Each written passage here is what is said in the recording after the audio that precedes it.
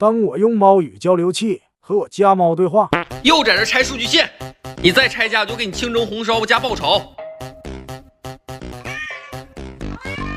这是要把我做成菜，溜了溜了。